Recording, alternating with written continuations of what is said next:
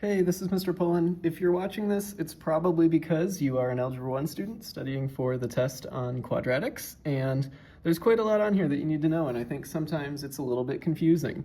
So I thought this would be a good unit to just go through and actually show the entire review guide and basically talk through my process. So I would recommend, you can watch the entire video if you want, but I would recommend sort of scrubbing through and trying to find the particular problems that you're stuck on. And you can just listen to me talk through it and explain my reasoning. I'll walk through the problem, and then you can sort of use that to help you out. So question number 1 here says, what are the 3 forms of a quadratic equation? And we're going to write them here in the blank. We have 3 different kinds of quadratics. The first kind is vertex form. This is one way of writing a quadratic equation. And everybody has a different set of letters that they use. So your teacher might have used a different letter if you're from one of the other Algebra 1 classes, but it's going to be essentially, I use the letter A as the leading coefficient. That's going to show up in all the forms, times x minus, I use h squared plus k. The h and the k in particular, someone might use different letters for that, but the point of vertex form is it's a way of writing a quadratic equation that really highlights the vertex. So for example, if I have some parabola, some quadratic, the vertex, remember, is this point right here. If my coordinates are h comma k, so maybe they're 2 comma 5, then your equation would have x minus 2 squared plus 5. And if it opens up, that means you would have a positive leading coefficient. If it opens down, you would have a negative leading coefficient. So that A tells you if it opens up or opens down. The next form is standard form. And maybe if I'm being official, I should write the word form as well. So vertex form, standard form. Standard form is y equals ax squared plus bx plus c. This is the one where you just have an x squared and you have an x, and then you've got a number at the end. This one is sort of basic and straightforward, but it's tricky to do any solving with. Like if you're trying to do algebra and you want to solve for x, you can't because there's an x squared in it and there's an x, and they both show up in the same equation. Makes it tricky to solve. We'll talk about the quadratic formula at some point on this review guide. That sort of helps us solve the problem. And then the last form is factored form. So factored form is the one that really shows you the zeros of the equation. So it's going to be y equals, and then there's an a again, but now this one has parentheses. And again, different people will write it different ways. It's going to be x minus something and x minus something else. I'm going to use z1 and z2 to represent the zeros, because the zeros are what show up here. The 1 and the 2, it's not like an exponent or something, it's just telling you this is the first 0 and this is the second 0. The zeros show up in this form, and the minus sort of reminds you, just like over here, that these show up as the opposite of what the 0 is. So if you have a 0 of positive 5, your equation would have x minus 5 in it. If you had a 0 of negative 2, you'd have x plus 2. So it's the opposite, just like the x coordinate of the vertex. All right, question number 2 says, determine whether the graph will open up or down, determine the vertex, determine the axis of symmetry. So we have 3 different things that we have to figure out for each of these equations. I think open up or down is relatively easy compared to the other 2 because it's pretty much the same for any form. So one of the things you have to be careful about when you're dealing with the vertex and the axis of symmetry is different forms, you're going to have to treat them very differently and use different strategies. But for opening up or down, you just look at the a. You look at the leading coefficient, and it always shows up at the beginning of the equation, no matter what form you're in. So for example, this one has a negative 3 before the x squared. That negative 3 is my leading coefficient. In this one, I have negative 2. And you can sort of think of like this as like an x squared as well. So the negative 2 is the coefficient before the x squared. This one's a little bit funny.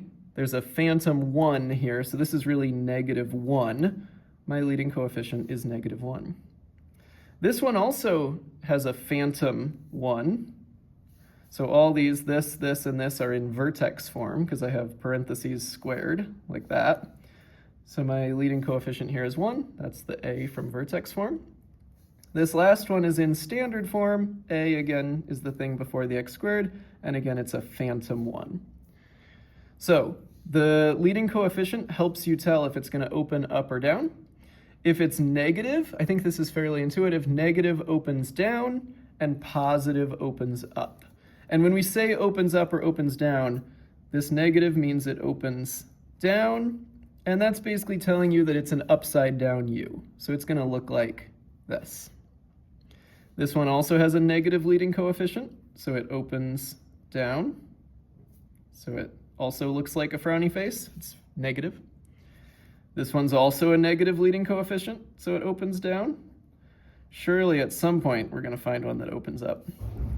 Here we go, positive 1 as our leading coefficient. Positive means it opens up, and so it looks like that. It's like a smiley face. It goes in the upward direction. This one also opens up because, again, it has a positive leading coefficient. So opens up or down is basically the same every time. You have to know where to look, but that leading coefficient in all these different forms, that A, is at the beginning of the equation. And so you can pretty much always find it and just look at, is it positive or negative? The vertex and the axis of symmetry are a little trickier because it changes depending on the form. In vertex form, it's actually not that bad, right? The whole point of vertex form is it just tells you the vertex.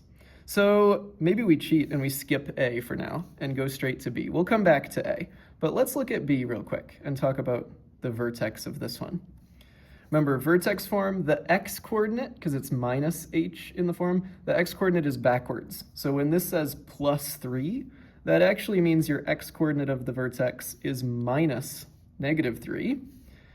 And your y-coordinate is not flipped. Your y-coordinate stays the same. So if it says -1 right here, then my y-coordinate is -1. So our vertex is -3, -1.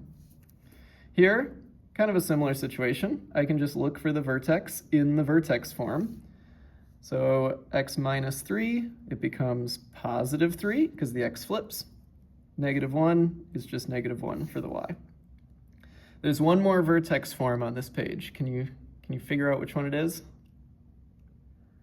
Yep, this one right here is vertex form. Again, whenever you see these parentheses being squared, typically that's a sign of vertex form. So the vertex in this case, I've got a +3. Well, that one flips because it's the x-coordinate, so it's -3. +1 over here, the y-coordinate stays the same, so it's +1. Lots of 3s and 1s here. All right, so I cheated and did the easy ones first. These two are a little bit trickier to find the vertex.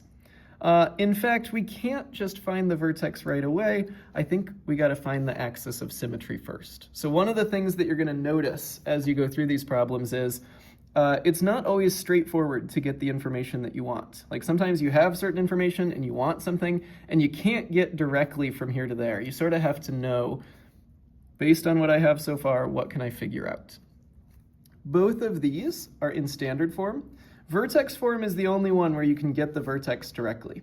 For either of the other two, I want you to sort of think about what this would look like. This one opens down, so maybe it looks something like this. I don't know. If you've got a quadratic and we're trying to find the vertex is right at, I would almost think of it as like the center, the middle of the U shape. And we have another property that has to do with the center, which is the axis of symmetry. It's almost always, other than vertex form, it's almost always easiest to find the axis of symmetry and then use the axis of symmetry to get the vertex. Because the axis of symmetry is just the line going up and down right through the center of that quadratic, of that parabola. And we have different strategies for different forms. For vertex form, the axis of symmetry is actually easy. So I'm going to say axis of symmetry for vertex form. Well, check this out. It's just my x-coordinate, right? The vertex is always on the axis of symmetry. And so if the vertex in this example is at -3, that means the axis of symmetry is at x equals -3. The axis of symmetry is a line, so we are going to be a little bit particular about, you need to write x equals, not just the number. This one, it's 3, right? You always just, the x-coordinate of the vertex tells you the axis of symmetry, because the axis of symmetry is just the center x-coordinate. So here it's 3, and then here, axis of symmetry, again, it's just the x-coordinate of the vertex. So if this is my vertex, it's just x equals -3. Okay. I skipped standard form again. Finally, let's do standard form. We talked about in class a formula for standard form that gives you the axis of symmetry. And our formula was this. In standard form, the axis of symmetry is the following. X equals -b, or opposite b, divided by 2a. Okay, what do I mean by a and b? Well, it's a and b, right? The coefficient before the x squared and the coefficient before the x. This one's a little weird because it's in standard form, but it's missing a piece. And so I want you to compare to standard form up here and think about which piece is missing, because it matters a lot which one is the missing one. So you can look at, okay, a always goes with x squared. Do we have an x squared here? Yes, we have an x squared right there. So my a is equal to -3. B goes with x. So you look and you say, okay, do I have an x here, just a plain x? And the answer is no, I do not have that. And so if you wanted to, you could almost think of it as like plus 0x in that equation. My b is going to be 0 because that term is missing. And then c is the last part. It's just the plain number that doesn't have an x with it. In this case, it's -1. So c is -1. All right, a, b, and c, let me use this formula to find the axis of symmetry. So I'm going to do, for my axis of symmetry, x equals -b, or opposite b. Well, b is 0, so -0, divided by 2a. A is -3, so 2 times -3 is -6. The negative on top with the 0, this is still just 0. 0 divided by anything is equal to 0. And so my axis of symmetry for number 1 is the line x equals 0. That helps me find the vertex. So my picture here is actually pretty accurate. Right here at 0 is the axis of symmetry, meaning this vertex has an x-coordinate of 0, right? It's on this line. So for my vertex, I know it's going to be 0, comma, something. But I don't know what the something is, right? So a lot of times when you're trying to find the vertex form is kind of an exception. It just tells you the vertex. But in any other situation, if you're trying to find the vertex, it helps to find the axis of symmetry first, because the axis of symmetry tells you that x-coordinate. All right, once I have my x-coordinate, I need to get my y. There's a beautiful thing called an equation. The entire point of an equation is I can plug in an x value and it gives me a y value. That's what it does. So we can take our x-coordinate of 0, plug it into this equation. So we're going to have -3 times, I'm plugging in 0 squared minus 1. 0 squared is 0 times -3 is still 0, minus 1. 0 minus 1 is -1. So my vertex for problem A is 0, comma, -1. So that's this point right here. Okay, let's try that one more time now that we sort of understand the process with E. This is also in standard form, so we're going to go over and use our beautiful formula. We'll get the axis of symmetry first, and then we'll come back and get the vertex.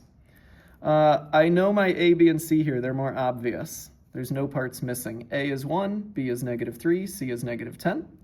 So when I go to find my axis of symmetry, I can use the formula. Opposite B, or -b, B is already negative. It's -3, so the opposite, it becomes +3. Divided by, on the bottom, 2a. A is 1, so 2 times 1 is just 2. And if you want to do it on a calculator, you can. This turns into 1.5. I think a lot of my students like decimals better. So that's my axis of symmetry. Maybe I'll write it this way, x equals 1.5. If this was a multiple choice question, they could give you a fraction. Ooh, my lights went out, look at that. I'm gonna go wiggle around for a minute to turn them back on. There we go. It could give you a fraction or it could give you a decimal, and you know to handle either one. So there's my axis of symmetry. Maybe I'll label that axis of symmetry. And as a reminder, that's this x-coordinate that's like the center. It goes down the center of the parabola, which means it can help us find the vertex. So we know that our vertex x-coordinate always matches the axis of symmetry. So it's going to be 1.5 comma something. We got to figure out the something. So once you have your x-coordinate, the entire purpose of an equation is you can plug in an x value and get a y out. So we're going to plug 1.5 into this equation. Let me run and grab a calculator. Boom. I didn't even have to run. It was like 2 steps. So I would like to substitute 1.5 in as the x-coordinate in this equation. So I'm going to do 1 times 1.5 squared minus 3 times 1.5 minus 10. And I get negative 12.25 as my y-coordinate. Sorry, I got a little cramped there. Maybe I'll rewrite it better. 1.5 comma negative 12.25. That's my vertex. All right, there's your final sort of view of all the answers. And there's the formula that we used. All right, on to number 3. It says, which of the following functions have a minimum? And how do you know? So when we talk about a minimum or a maximum, this depends on whether it is a parabola that opens up or a parabola that opens down. If it opens up, I think of it as like a valley, right? And down at the bottom of the valley, there's this point right here, the vertex, and it's at the very bottom of the function. It's the lowest y value that you can possibly hit. So this is a minimum. So we say that if it opens up, the vertex is a minimum. On the other hand, if it opens down, the vertex is up at the very tippy top of the hill, right up at the top of the mountain. And so in this case, the vertex is a maximum.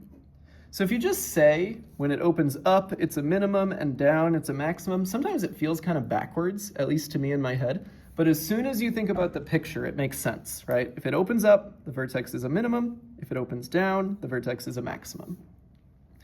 All right, so in order to figure out if the function has a minimum, basically that's the same as saying, does it open up?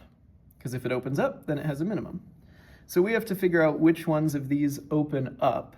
And remember, we do that based on the leading coefficient. So that A, no matter what form we're in, if the leading coefficient is positive, it opens up. So we're just looking for which ones have a positive leading coefficient. Well, this one is negative, which means it opens down, which means it has a maximum, so no. This one has 2/3 as a leading coefficient. That's positive, which means it opens up, which means it has a minimum. So we like that one. This leading coefficient is 4. That's also positive. So it opens up, which means the vertex is a minimum. We like that one. This one, the leading coefficient is negative 1/2. That's negative, so it opens down, so the vertex is a maximum. We don't like that one. All right, on to the next page. Problem number 4 asks us to determine if each equation, table, or graph is linear, quadratic, exponential, or none of the above. So as a quick reminder, linear means it's a straight line. Quadratic is the U shape, the parabola that we've been looking at. It could go up or down. Exponential is flat on one side and really steep on the other side, and that one could also go up or down. And none of the above would be something else, some other kind of equation. We have tables to look at, equations to look at, and graphs to look at. For tables, Linear adds the same thing every time. Exponential multiplies by the same thing every time. Quadratic is interesting because the changes add the same amount every time. So it's like you figure out what it's adding by, and then the second rate of change is constant. And none of the above would mean it does something totally different. So if I'm looking at these, and I'm looking at the different hops, basically what's happening to the y value, my x's are counting by 1, so that makes my life easy. I could either think of it as cutting in half or as subtracting 1.5. But then as I keep following the pattern, it looks to me like it's subtracting 1.5 every time. And so because we're subtracting the same thing every time, or you could think of it as like adding a negative, we're adding or subtracting the same thing every time, that's going to be linear. If you add or subtract the same thing each time, it's linear. Okay, now on this table, I have a different pattern. I could either think of this as adding 6 or as multiplying by 4. So we got to look at the next pattern and see what it keeps doing. I see from 8 to 32 that it multiplied by 4 again. From 32 to 128, maybe I'm not sure, so I could check it. 32 times 4 is 128. Or you could even go the other way, right? If I want to know if it's multiplying by something, 512 divided by 128 for the next top is 4. So it's multiplying by 4 every time. So I'd say times 4, times 4, times 4, times 4. And we said if you multiply by the same thing every time, that's exponential. Exponential. Okay, then we're looking at an equation. Linear would be something like mx plus b. We talked about other forms for a linear as well, but it's something where you've got the x, it can be multiplied by something, you can add something, but that's pretty much it. In this case, x is in the denominator of a fraction. We're dividing by x. That's not a linear situation. Quadratic, we looked at 3 quadratic forms on the front. This is not any of those.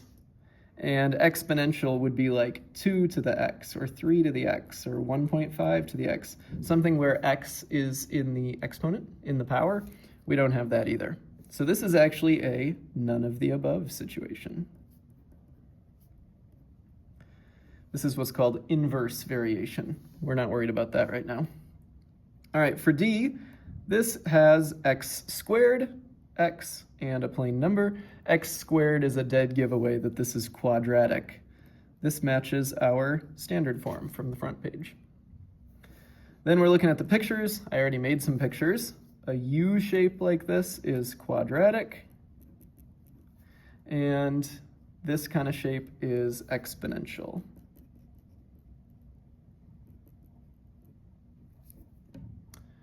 Okay, this last question is sort of making sure that we understand what's going on. It says the solutions to a system. So on the next page, I think, yeah, we're going to start looking at systems of equations.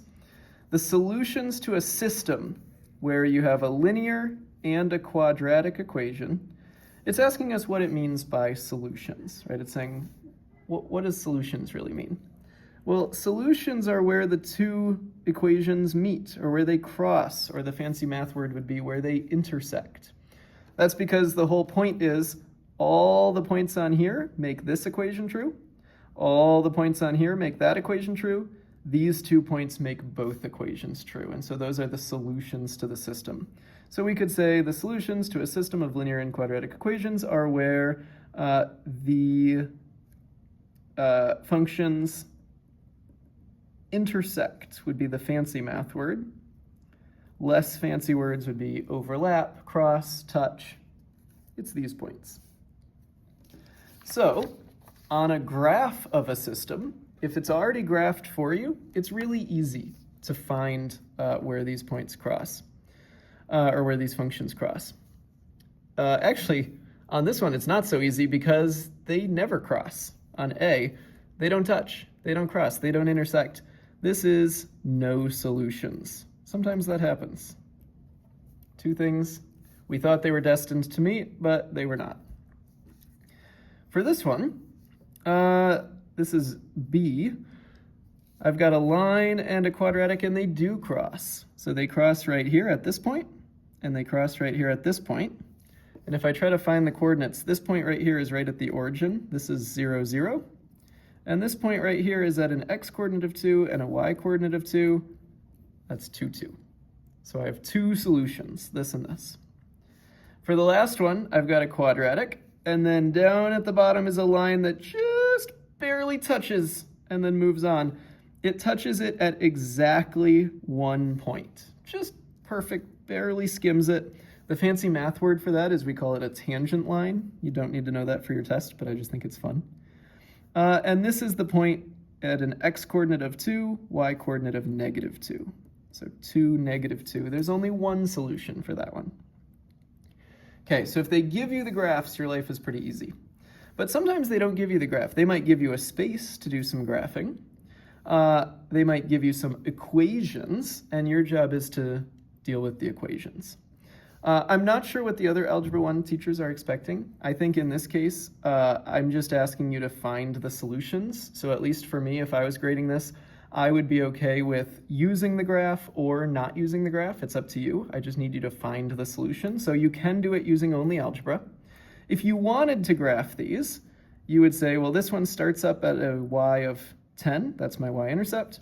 And it has a slope of 4, which is really like 4 over 1. So this would be like rise 4, run 1. But that takes me off the graph. So I'll go backwards, down 4, left 1, down 4, left 1. And if I sort of keep that pattern going, I can connect the dots and make the line. I always like to do the line first, just because I think it's easier. And then we've got the quadratic with x squared in it. If you were gonna graph this, I think you probably have to make a table of values, would be my advice. And if you're gonna make a table, you need to choose some x coordinates. X coordinates, you kind of have to decide, well, where am I going to graph this? I think it helps to find the center. So the center of this, remember the axis of symmetry, I can do our old formula, opposite b, or negative b over 2a. In this case, b is negative 2, so it becomes positive 2, and then a is a phantom 1, so 2 times 1 is 1. This is equal to 1. So I'm going to use 1 as my center x coordinate. And go back to 0 or negative 1, or 2 or 3. Again, you may want to graph this, you may want to just solve it with algebra, but we're going to do it the graphing way here.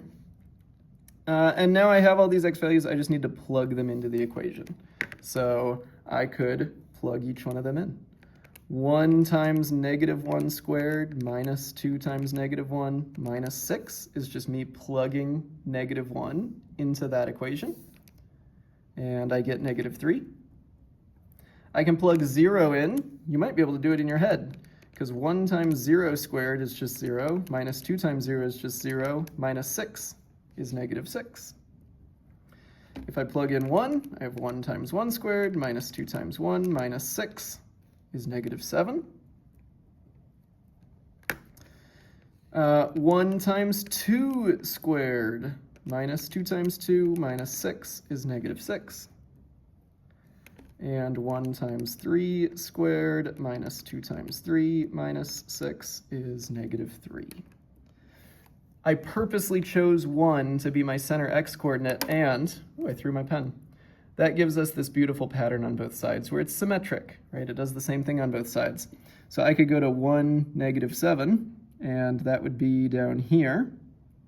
And then on both sides, 0 or 2 give me negative 6. So I'm at negative 6 and negative 6. And then at negative 1 and 3, I'm at negative 3 and negative 3. So here and here. So this gives me a decent graph. I can kind of connect the dots and try to make it smooth, since I know it's not just going to be a straight line connecting the dots. This gives me an estimate, a ballpark guess. It seems like it's going to cross somewhere around here, but oh boy, the other intersection point is way off the graph. Looks like graphing is not really helping me out here with solving this exactly. So we definitely should use a equation solving strategy. I know some of the other Algebra 1 teachers, if you're watching this from another class, might have taught 2 strategies, substitution and elimination. I decided in my hour that we were going to just sort of focus and do substitution only. So I'm just going to do this the substitution way. With substitution, You take the first equation and the second equation, both of them are y equals, and so because y equals this and y also equals that, we can just set them equal to each other.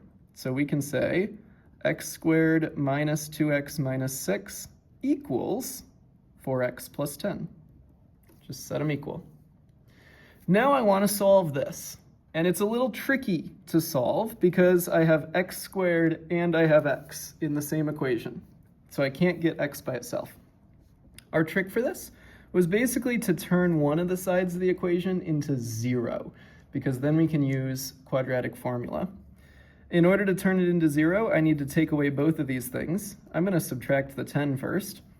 And if I'm subtracting 10, over here I just have 4x left, because these things turn to 0, they go away. Over here, the x squared is not affected. The minus 2x is not affected, but the minus 6 and the minus 10, I can combine like terms to get minus 16. It's really tempting at this point to divide by 4, but don't do that. We're not trying to get x by itself, we're trying to get this side of the equation to equal 0, so we're going to do minus 4x on both sides. Over here, 4x minus 4x becomes 0. Over here, the x squared is not affected. These I can combine like terms to get minus 6x, and then minus 16 is still the same. Now I have a quadratic equal to 0, which is great because this is in standard form, it's equal to 0. This is a prime opportunity to use quadratic formula. So, in order to use quadratic formula, you do need to know the formula. Hopefully you still remember it from last unit. Negative b plus or minus b squared minus 4ac all over 2a. And in order to use the formula, we need to know our a, b, and c. There's a phantom 1 here, that's my a.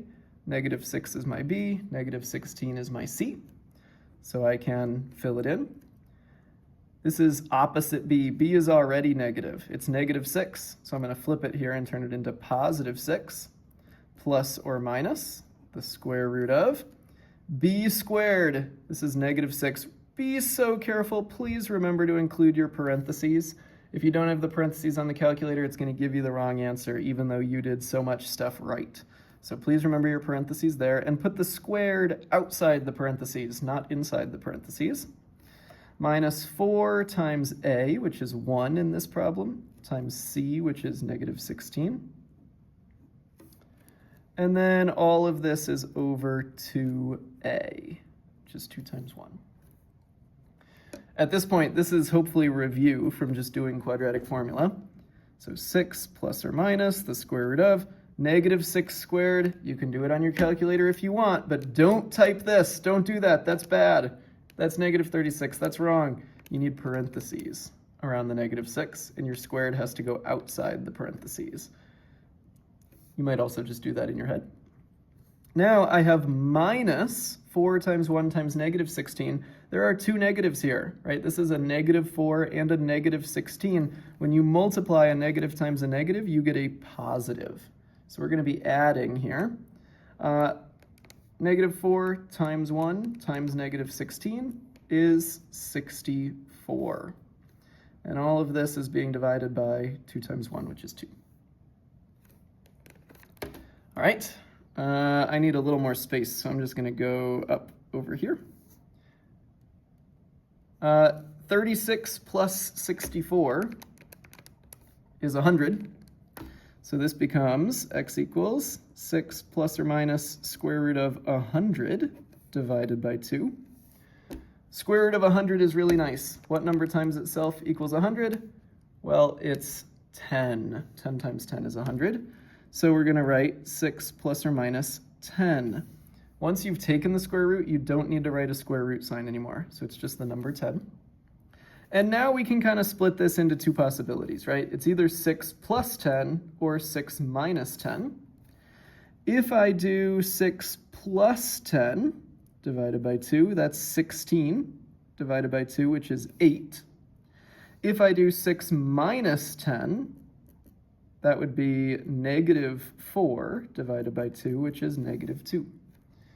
So those are my options. I'm not done yet, though. This is telling me that my points where they intersect are at an x coordinate of negative 2 and an x-coordinate of 8, but then I need to find the y-coordinates to get the actual points. So last step is I need to plug these in. If I have -2 comma something and positive 8 comma something, these are my x values. I need to find my y values that go with them. You can use either equation, and I would strongly recommend using the linear equation just because it's easier. I'm just going to plug these values in. So if I plug -2 in here, I get 4 times -2 plus 10, which is 2. Or if I plug in 8, it's 4 times 8 plus 10, which is 42. That's a really tall one. So these are the solutions to the system. My graph was actually pretty good, -2, 2 right there. Makes sense. 8, 42, boy, that's like over here and way up. They cross like somewhere up here. So we can't really graph that one, but we know the solution algebraically. All right, there's your final sort of snapshot of all the work there. Last page, we're almost done. Hopefully you've been sort of skipping through and just looking at particular problems, but if you've been doing this whole thing with me, whew, good work. This one, again, we could graph it or we could solve algebraically. If we want to solve algebraically just by doing substitution, this is y equals and y equals, I can just set them equal to each other. So I have -x squared plus 4x minus 3 equals 1. Which is almost ready for me to just use quadratic formula right away, except quadratic formula only works when this side is 0. So to make it 0, I'm just going to subtract 1 from both sides. So I get -x squared plus 4x minus, this becomes 4, equals 0. My a is -1, my b is 4, my c is -4. And so I can do quadratic formula again. And as a reminder, quadratic formula is -b plus or minus square root of b squared minus 4ac all over 2a. So if I fill that in with the things I know, negative or opposite b is 4, so that's going to be -4, plus or minus the square root of b squared, so 4 squared. Because it's positive, we don't need parentheses, but man, I love to include them every time just to be safe. It's so easy to make a mistake if you don't. Minus 4 times a times c. My a in this case is -1. My c is -4. All divided by 2a. Again, a is -1. All right, -4 plus or minus square root of 4 squared is 16. Now I have a negative times a negative times a negative. So -4 times -1 times -4 is -16. So I'm subtracting 16 here. Divided by 2 times -1 is -2. 16 minus 16 just turns into 0. So this becomes -4 plus or minus the square root of 0 divided by -2, which feels a little strange. But the square root of 0 is just 0, because 0 times 0 is 0. So that gives me x equals -4 plus or minus 0 divided by -2. Well, I can have two options here. One of the options is -4 plus 0 divided by -2, and the other option is -4 minus 0 divided by -2, but well, adding 0 doesn't do anything, and subtracting 0 doesn't do anything. Both of these just become -4 divided by -2, which is the same as 2.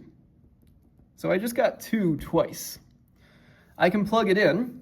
If I plug it into this top equation, I get -2 squared plus 4 times 2 minus 3, which is 1.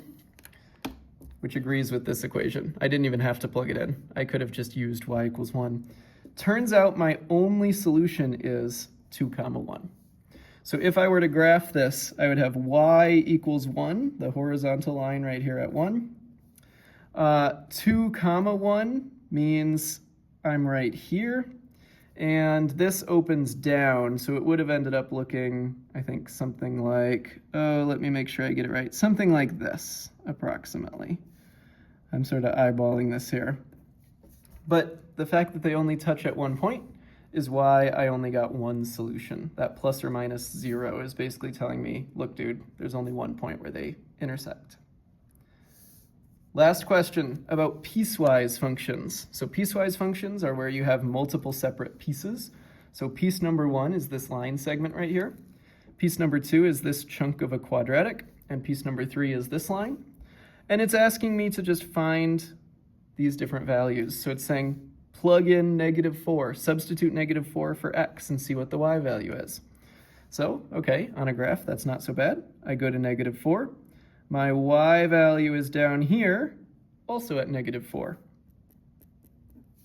So when x is -4, y is -4.